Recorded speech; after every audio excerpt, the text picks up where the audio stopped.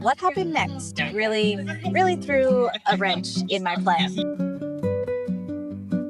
Awfully funny video. Ha, ha, ha.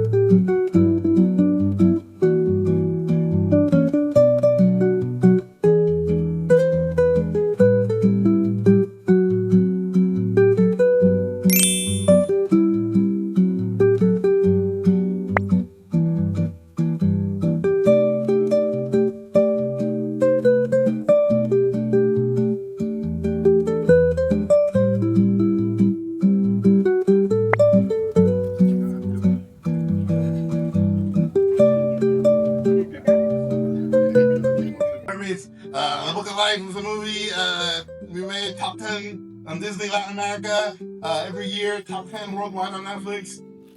Coco's not on the top 10 Disney Plus. I want to be a real boy. I think that was me trying to deal with autism and saying I want to be like other kids. Parents said, "Oh, you're a little weird," and I realized I wasn't like other kids. And my dad would always ask, "Why do you like to draw, Miko?" And I would always say, "I don't know." And he would say, "That's the best answer ever." Convinced him to let me in, and when I got in there, I found out that there was this guy, Jorge Gutierrez, who was basically camped out there because he was making a film, and you kind of had to get on his good side so you had access to computers and stuff, because almost all of them were rendering like a cartel. Yeah, okay, sure. And the thing that I remember cemented our friendship was that I showed him some CG work that 3D models and 3DS maps that I'd done, and I had made a Mexican wrestler with a giant piranha gold belt. Oh yeah. And I saw his face change when he saw that I had made. I was like invited to the carne asada for life. And I made this 8-minute thesis film called Carmelo about a wooden boy like Pinocchio on Day of the Dead who bullfights and dies. So this is where Book of Life literally came from. So I tell all the film students, every hour you put into your student film will come back to you 10,000 times. Basically, early on, I realized if you work with people and you get along with them, you can only grow and you can only get better together. Dear Grim Reaper, any advice on what to buy my parents for their anniversary? My mom is impossible to shop for, and if my dad wants something, he just buys it for himself. Quizzically yours, Joe. Dear Joe, you will die November 14th. So I got in and they're like, "What the fuck, Harry? You feel like it's ready." And I was like, okay, give me a second chance. So they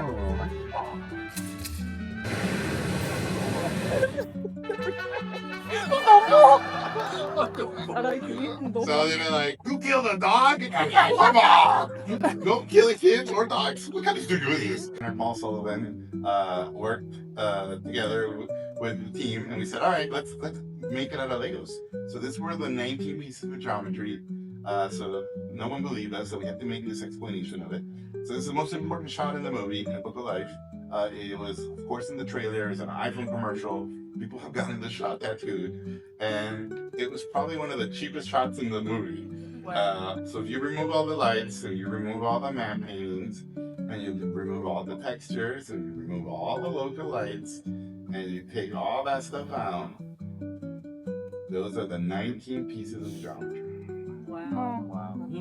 And I really believe that's our career, right? All those pilots that didn't go, all those things that didn't go anywhere, basically made us stronger, made us better, made us smarter. So by the time we got to this challenge, we didn't sweat. They all showed up. It was kind of insane. Gustavo Santalaya basically was dealing with cancer. He showed up. They told me Zoe Saldana is 9 months pregnant. She's not going to show up. She showed up in war heels. Diego Luna visa issues. We still don't know how he showed up. They said there's no way in hell Ice Cube is gonna show up to a kids movie premiere. Fucking Ice Cube showed up. Danny Trejo will never kiss you. Danny Trejo kiss me. So movie comes out worldwide. It was kind of nuts.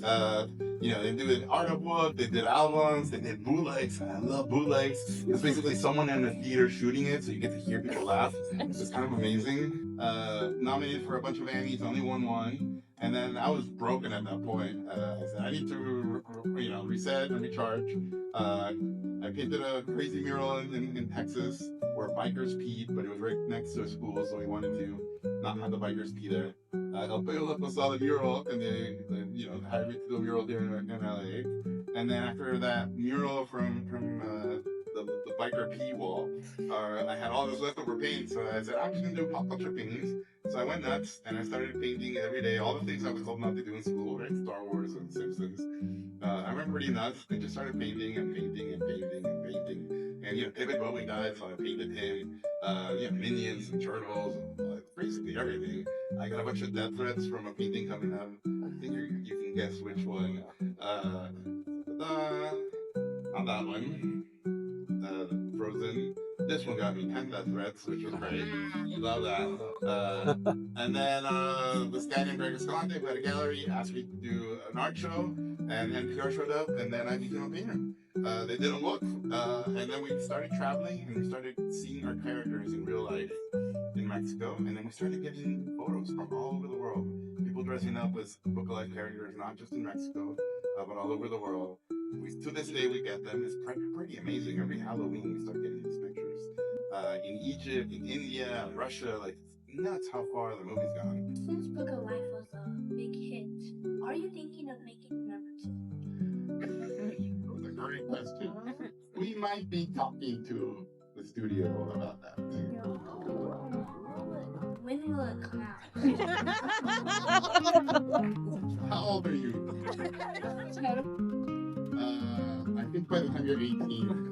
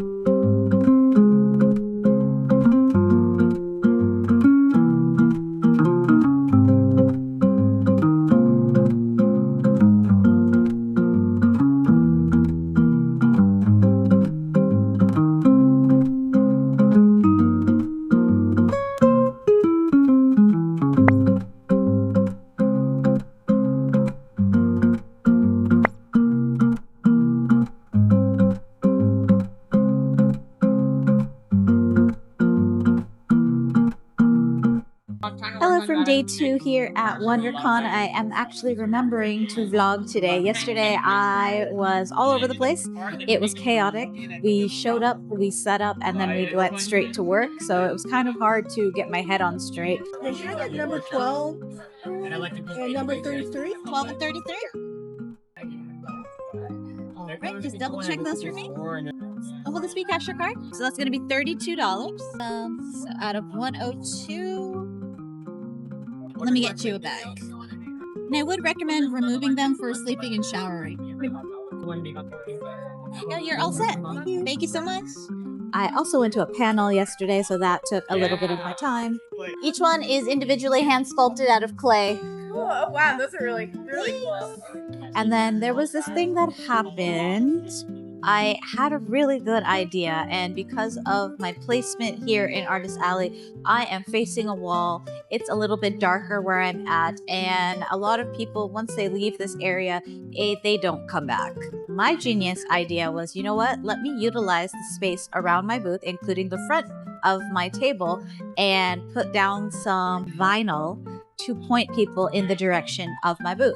Now, mind you, this is not getting in anyone's way. It is not causing any sort of tripping hazard or anything like that. It is a flush piece of vinyl that sticks onto the floor, and it's vinyl. It's not a sticker, so there's no damage. And I made sure to read the rule book for the convention center as well as Comic-Con International. I don't want to go against the rules. I want to make sure that I am compliant in every aspect so I don't hurt my chances of coming back to this show or any of their sister shows.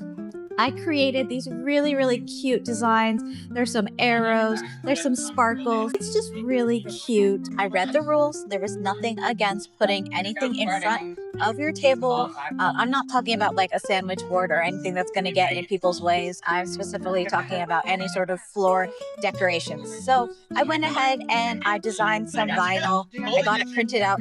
Thank goodness it wasn't crazy expensive, because what happened next really threw a wrench in my plan. Tiny Fake Cake blind box and 2 stickers. That's going to be $33.94. Is there a particular color you're hoping for? All of these are good ones, so I'll be happy no matter what. It is funny enough, the 4 colors are like the main colors in my room. Oh yeah? It's a very pastel room with a lot of color. In that case, you'll also like the secret in case you get that one. Oh my gosh. Okay, wonderful. And did you need a receipt texted today? No. And you are all set? Thank you so much. Thank you. Enjoy. Awfully funny video. Ha, ha, ha. Ha, ha, ha. One more time. Ha, ha, ha. It's going in the vlog. And the show was about to start. Of course, somebody from Comic-Con International came by along with the floor manager. And before I carry on, they were delightful. They were wonderful to work with.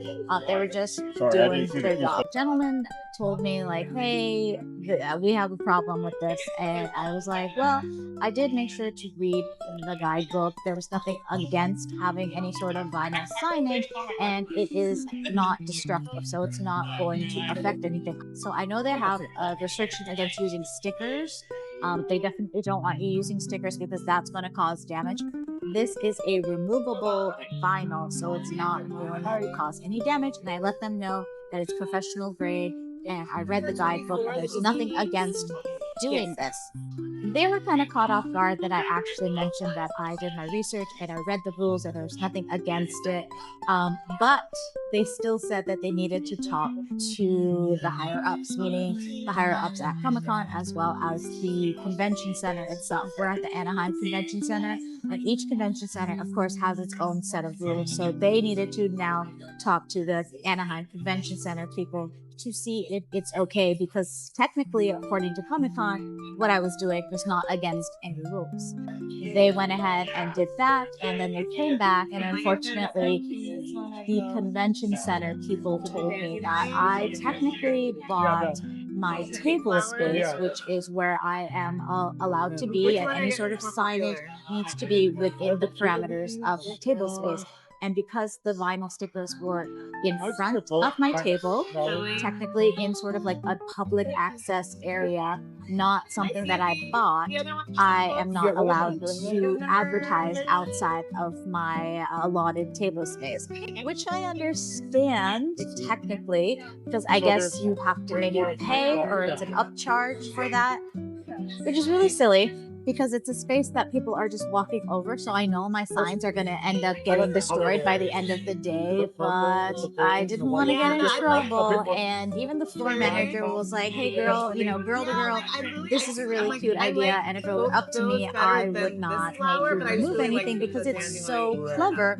And everyone that had seen it prior to me having to remove it, taking pictures, were getting inspired by it. And I had a feeling that because I was being too innovative with my thinking, it sort of ruffled feathers, and they were like, we actually don't like that. So unfortunately, the convention center was not a fan of my ingenuity and my creative thought process of how to drive more business to my booth, because the way that people are walking by, and sometimes people are looking down when they're walking, that was my thinking of having some sort of floor signage to point back to my table, because you're going to be walking and then all of a sudden, oh wait, what's this? Let me stop and look. Oh, and then yes, please come to my table and look at my cute art. But I didn't get to actually follow through with that, and I'm kind of sad, but you know what, it's fine. I tried something new, it didn't work out, but hopefully in the future they are okay with artists doing something like that.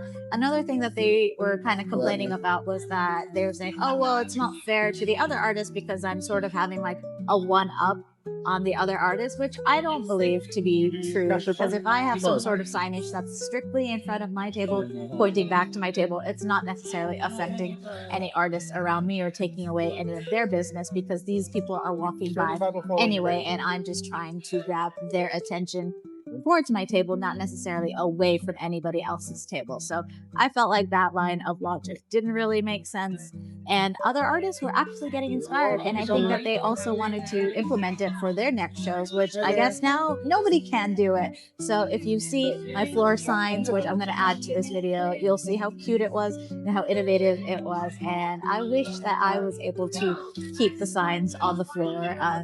It definitely was a conversation starter. It's currently 12:42, and the convention is a lot slower, especially for a Saturday, than expected. But the economy being what it is, as well as multiple conventions happening in other states, definitely you can feel it. You can feel that the crowd is a little thinned out. Just doing our best out here.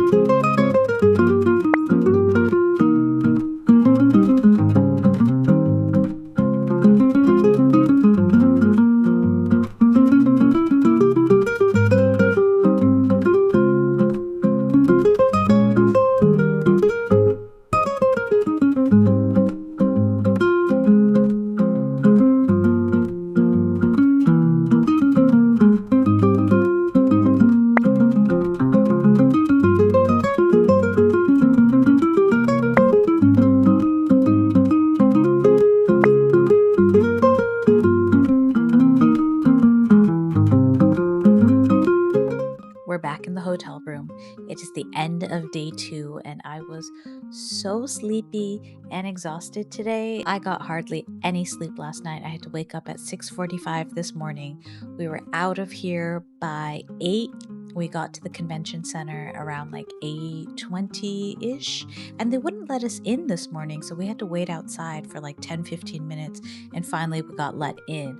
But it's just been such a long day, and I don't know what was happening with my eye. Like, my eyes were watery all day, especially my left eye. It was just like watery all day, so it was very uncomfortable. I just wanted to like rub my eyes and like wash all my makeup off, but we made it through. It was kind of a struggle bus, but we did it. So I'm back in the hotel room.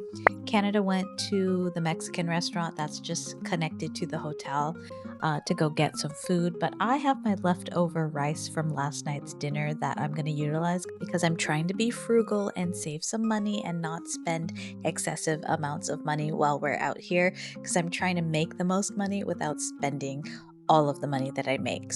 But I did really want to try Joe's Italian Ice because unfortunately last year I didn't get to try it either. So I was like, I want to try it. And we drove by today trying to suss out the situation. And unfortunately, the line was just too long and my feet hurt. And I didn't want to stand in like a 30+ minute line. So I said, forget it. We'll make a plan to like come down to OC just to try the Italian Ice. But today, I just want to go back to the hotel, eat my leftover fried rice, and take a shower and start over for tomorrow, because tomorrow is going to be an equally long day. We're only at the convention center till 5 though, but we do have breakdown and we are driving home tomorrow. And then Monday, unfortunately, I made plans on Monday morning like a dum-dum. I'm going to go see a screening of a film that I'm very excited about. Oh my gosh, I forgot to tell you what happened yesterday during dinner. So we were at this place called Sona Fusion Kitchen. There were so many yummy options. I ended up getting the fried rice because I thought I'd get the most like longevity out of it. Everyone else got their food and I'm still sitting waiting for my fried rice, and I'm just like, okay, did they forget about me? But they came by like, oh yeah, it's gonna be ready soon. And I was just like, okay. And I have a clear shot view of the kitchen, so I'm just like, I don't see the fried rice coming out. It was like a noodle dish, a beef dish, and I was just like, that's not my fried rice. And everyone at the table has their food and they're eating and they're like halfway through, and I'm just like, I still don't have my fried rice. Like, what's going on? So finally my husband was like, hey, we're still waiting on like a chicken fried rice. And they're like, oh yeah, it's coming. But then I see the waiter go over to the kitchen and talk to whoever's in there, and I think to let them know like, hey, you forgot the fried rice. So finally my fried rice comes out, and it is this huge heaping portion of fried rice. So I think it was an apology fried rice, because I don't think that was the actual serving size, because it was enough for me to have dinner, for my husband to have lunch today, and for me to have another dinner with. Shout out to Sona Fusion Kitchen. I know you forgot my order, but thank you for making it up in your quantity, and it was delicious. I don't want to blow them up too much because I want this to be like my after con spot with my friends for WonderCon. So if you want to go check it out, please do, but don't go during WonderCon. When I met Jorge Gutierrez yesterday, he was so kind and he gifted me a book of his artwork. He signed it and everything, and he wouldn't take my money for it. So I was like, you know what? Come over to my booth, pick out some stuff, and we'll call it even.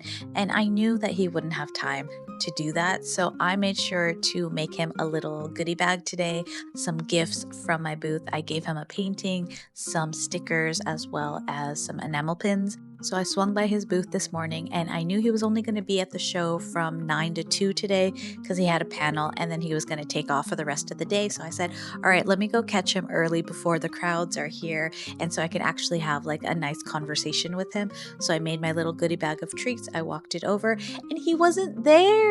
He wasn't there yet. So I was like, all right, let me go get some like B-roll of the convention, of the crowd and all that. And by the time I roll back around, maybe he'll be there. So that's exactly what I did.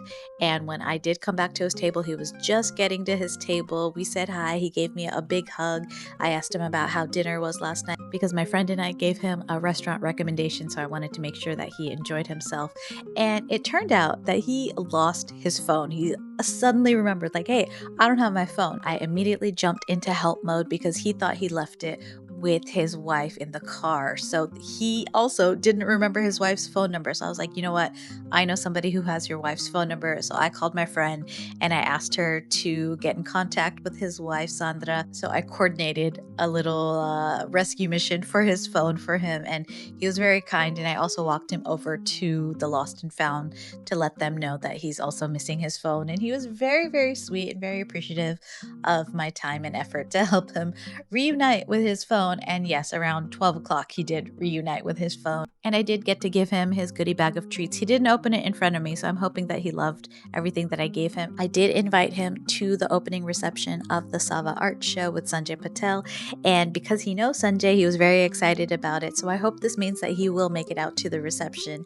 And I'll be very excited if he does. And of course, I will update you if he does end up coming to the art show. If you didn't know, I am in an art show at Gallery Nucleus, which is my dream gallery to have a piece in, which I'm very, very excited. And it's a whole beautiful show filled with South Asian artists, showcasing different mediums, different subject matter. So I'm very, very excited to have a watercolor and gouache piece in the show. I've never done watercolor on the large scale before, so it was my first time doing that. It was my first time trying out a style that I have never really done, which is like realism. So I'm pretty excited and pretty proud of my piece. So if you are around on April 11th, at 3 p.m. please make it out to Gallery Nucleus. There's a beautiful reception that's planned, so I will be there along with all the other artists in the show. So hopefully you and Jorge will make it out. Definitely Sanjay Patel will be there, so if you know him from his works, he's definitely going to be there along with all these other wonderful artists that you probably know and love. So hopefully I will see you there. Now that you're all caught up with everything, I'm going to go ahead, eat my fried rice, take a shower, and just relax for the rest of the night and hopefully get to bed early because I cannot have another sleepy day, especially with breakdown. So I will see you for day 3 of WonderCon tomorrow.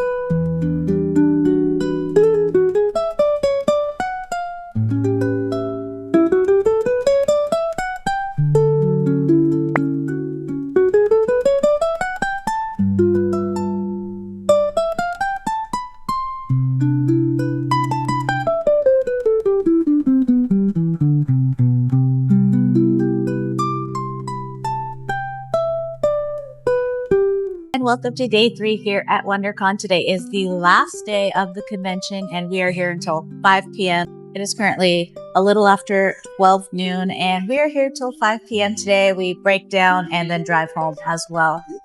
This morning, it was not nearly as busy as it normally is for a Sunday, but again, it is a Sunday, the economy being what it is, multiple shows, there's PAX East, there's C2E2 happening, so a lot of maybe the East Coast folks did not make it over to WonderCon on the West Coast for our convention this weekend, so you definitely can see the difference in terms of audience attendance. But that being said, we are still doing pretty normal in terms of sales compared to last year. I don't know about today. I'll know at the end of the day how today went. But in terms of Friday and Saturday, we have been hitting our goals. It is pretty similar to last year's numbers. So that's good. That's good. In terms of spending power, I feel like people are being a little bit more deliberate with their purchases. They are doing a little bit higher priced items in addition to lower priced items too. So it kind of depends on who they are, what their budget is, and what they're looking for. Stickers, still a good seller. Earrings have been moving, which is surprising, but also yay for that. Pins are also moving, but not as much as they normally do. Unfortunately, my tiny fake cake blind boxes have not been moving as well as I had hoped, but that's okay because I can still use them for upcoming shows and they can still be the con exclusive for sure, especially when I make it out to Phoenix for Fan Fusion. If I still happen to have any on hand, I can bring them to the show and make maybe a little bit more. So I can still make use of the things that aren't necessarily moving as well as I had hoped. So all hope is not lost for that. The one good thing that is still happening, which I'm very grateful for, is that people are still shopping in Artist Alley and supporting the artists that are here, which is always great. Maybe not so great for the exhibitors, which I hope that people still have money to share with them as well. But definitely you can feel that people are using their spending power here in Artist Alley. So thank you so much for that. We really appreciate your support. One thing that I have noticed about WonderCon is the amount of cosplayers walking the exhibit floor has decreased from previous years. So there's a lot of cosplayers that come to the show, but they sort of just hang out outside by the fountain with the photographers so they can get their photos. But we used to have a lot of them just walk the floors and it would be like a little mini masquerade here in the show floor. Now it seems like the cosplayers like to hang out outside because they get to show off their costumes to everyone and that's fantastic. But being inside, I want to see them too. So if you're a cosplayer, make sure you come inside too, especially if you have a badge, because the exhibitors, the artists, we love to see the cosplays as well. So it kind of sucks that they like to be outside when we are kind of stuck inside. So sometimes I'm able to get away. I keep the Canadian in charge and I walk outside for like 5-10 minutes and then I hustle my way back inside just so I can experience A, some sunshine, and B, the hard work that these cosplayers put into their looks. So the Canadian is not here right now. He is at the panel, and guess what the panel is called? Help, I'm in love with an artist. I'm not exactly sure what the panel's about, but apparently it's going to be like a therapy session. I'm not sure if it's people that are like unpaid spousal labor for us artists or what. And that made me think, like, I really want to put on like a panel that's specifically artists that kind of air out their grievances about shows anonymously. So it'll essentially be like people reading just like things of like, oh, this happened to me at a show, or this is an interaction that I had to deal with at a show. So maybe I'll pitch it for next year or a different convention. We'll see.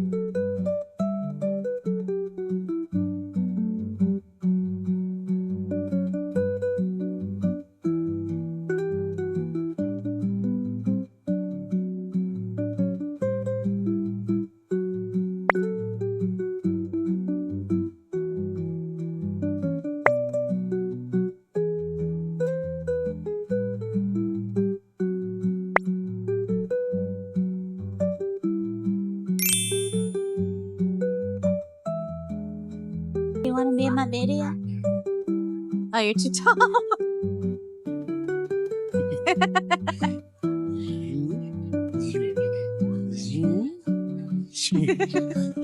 Wait.